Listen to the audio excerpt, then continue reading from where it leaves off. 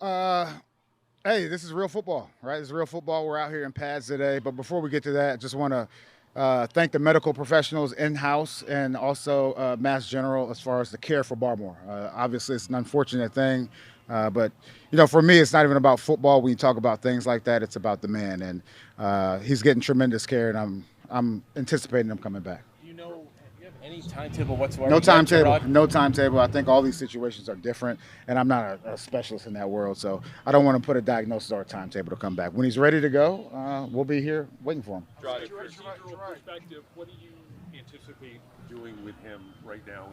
Is he a IR guy? Well, this is one of those things where, like, you just don't know the timetable. That's more of a question probably for Elliot, our head trainer. I should have brought him out here with me. Jerod, how did his symptoms first manifest? What are the first steps of his care, as Yeah. much as you can share? It was, we have these case managers who are responsible for, a group of guys, and, they did a great job under Jim's leadership. Chris Dolan noticed something, and they investigated. So kudos to those guys. Did that happen last week? We saw him out here a little bit limited, was just sort of feeling under the I'm weather. not exactly sure when it happened. The whole timetable of how it happened, I'm really not sure. Have you talked to him at all? I have. I had a conversation with him. He's in good spirits, and like I said before, he's getting tremendous care, and his mom is up here too. So anytime mom's in house, it's a good day.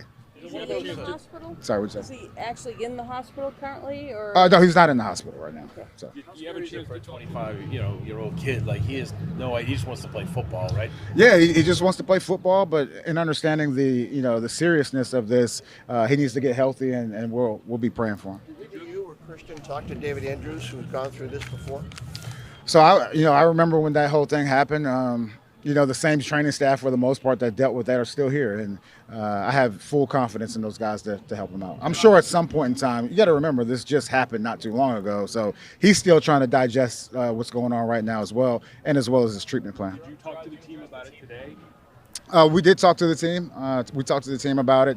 A lot of those guys were concerned, but we wanted to wait until all the tests and things were run before we had that conversation. Said credited Jim Whalen and said it could have been a lot worse without him. Can you just maybe offer more details on the difference that he made? Yeah, Jim Whalen, he's a huge piece of the puzzle. I would also say he has a tremendous team behind him that, they do the day-to-day things as well. So kudos to that whole entire staff. Jerod, that position, like Armand Watts, Daniel Equali, who are you looking to now to possibly do some of those things? Yeah, that's a great question. We'll see. Today's the first day in pads, and, it's easy to say, this guy can do it, that guy can do it. But a guy like Barmore, as disruptive as he is, it's kind of hard to get that same production. But look, other guys have to step up. We treat it like a normal injury, even though it's not a normal injury, and next man up. We saw Antonio Gibson back out yesterday. Is he now officially off NFI list? He's back. Yeah, he's back. He's practicing, and it's a day-to-day thing with him on the field. And the same with Terrell Jennings as well? Yeah, same thing. Noticed Christian Barmore, obviously not full participant, but in his jersey down there, is he progressing the way you guys would like him to? Sorry, you talking about Barmore? I'm sorry, Kendrick Bourne. Sorry, you confused me. No, but so. So Bourne's doing everything he can to get back on the field. When that is, I don't know. When he's ready to go, we'll put him out there. We saw you guys rep a lot of kickoff work over the course of the spring. We haven't seen as much this summer so far. I imagine maybe some of that's going on behind the scenes. And if so, how is that working? Yeah, it's definitely a lot going into that unit behind the scenes. I would also say the NFL is still, nailing down how they want to officiate that play. So we have to be flexible. It's a very fluid situation, and we're gonna. Anytime a new memo comes out, we're gonna try something new. So we'll see where we land. For the casual football fan, could you explain why your eyes light up, why these guys, their eyes light up when you say first full pad practice? Yeah, most of us started playing as young kids, and we would take our helmets. How many marks do you have on your helmet and things like that? It kind of brings back those memories. These guys know once you put on the pads, and there's been a lot of going back and forth, making big plays, and you would always hear guys like sack, that's a sack, or that's this, or I would have did this to you, but now we're in pads. We'll see. It's an opportunity for all those little beefs to really get squashed out. Jerod, you talked a lot about how you want the best 5 offensive linemen out there. At what point do you want to determine who those 5 are? I know for the last couple of days we've seen the same group out there. Yeah, honestly, I would say, that's why we have the preseason, and hopefully going into the third preseason game, we have a good understanding of who those 5 will be. And City Sal has always been a part of that group of five that we've seen out there, even dating back to the spring. What did he do last year to prove that he should be a starter this season? I think just look, we don't have starters right now in the offensive line. In saying that, City's done a tremendous job, hanging around here in the offseason, working out, and putting everything he has into the playbook. He did a great job in the spring, and hopefully it continues today in full pads. Jerod, we've seen Javon Baker have some really good practices, especially yesterday with the one-on-ones. He had that 60-yard catch from Joe Milton the other day. What are you seeing from him in his development, and what is he bringing to the table right now? Yeah, he's definitely a good player. I would say he has a lot to learn. Even that long pass yesterday, no one tagged him down. He threw the ball up in the air. So, just reminding guys that this isn't college. Like, this is the NFL. You're not being tagged down. That right there is a fumble. But those are the things that they'll learn through training camp, and hopefully doesn't do it during the season. Just one more quick one on Christian Barmore. You mentioned how you might try to fill in at that position behind him. How does maybe not having a player like that impact the rest of the defense, though? I mean, look, it's no secret, last year he was one of our best players defensively. In saying that, we have a lot of guys. I don't think just one person can embody all of the different things that Barmore did for us, but we do have guys that are hungry. We do have guys that can penetrate the offensive line. So I'm not too concerned about that. It's the next man. Jerod, we've seen more from Brendan Schooler playing defense in this camp. Just what have you seen from him in that role? I just think I thought it was important to not just have core special teams players only focused on special teams. Look, Schooler will be at the game, right? He's an all-pro type of special team player. Now, in saying that, there will be times where maybe we need to get out of a game because of injuries or whatever it is. Hopefully it's from blowing another team out and put him in there, but he needs to have a fundamental understanding of our defense.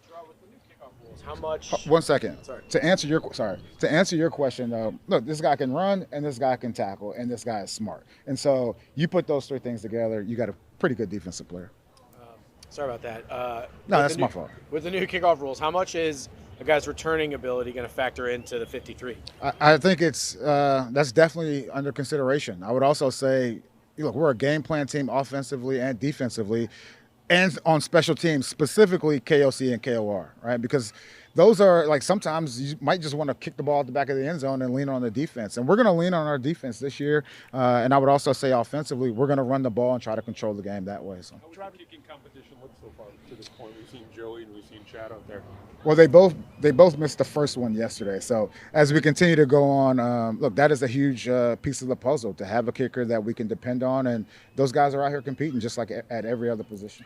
Jerod, regarding Brendan, and players like him in the past who might have made the roster in great part, if not most part, because of their special teams ability, now defining whether a guy makes a team or not in that position, fringe of the roster guy, do you lean toward defense, offensive contributions, as opposed to whether or not he can be a fourth down? Yeah, absolutely. To answer your question, I don't fundamentally believe, unless you are a Matt Slater, Hall of Fame type of special teams player, I think the more you can do, the more value you can bring to our roster and our team, the more flexibility. That's the important thing for us. Jerod, on the Baker thing where you mentioned he tossed the ball up in the air, how is your coaching philosophy sort of maybe evolving in terms of how to address it? Are you the type of coach you want to get right on that, or is it more in the film room? Yeah, I think it's a combination. And you see me bouncing around all the time, pulling guys to the side. Those are just basic rules and fundamentals. It doesn't matter if you're on offense, defense, or special teams. Look, you get on those guys in the film room, you get on them out here, but also you have to show those guys. Like, remember, this is a young man still trying to figure out the NFL. And I think, for me, it's just about developing those guys, not only body and mind, but also just how to play an NFL game. Does that grow with the relationship?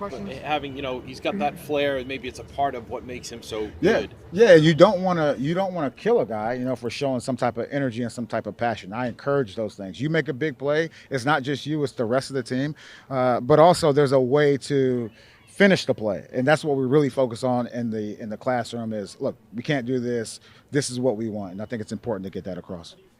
Tricks and mechanics at this point. It seems like there's been a fair amount of the free quarter, which I know a lot of guys have sort of morphed into, but it seems at times that's maybe not necessary or been inaccurate. Yeah, honestly, like, those off-schedule plays is when you really see it. Look, he can make all the throws, and he's an athletic guy. So working on those off-schedule plays outside the pocket where guys can really start moving around, that's when you'll see his arm strength and things like that. All right, thanks, guys. Appreciate it. Thank you. Take care.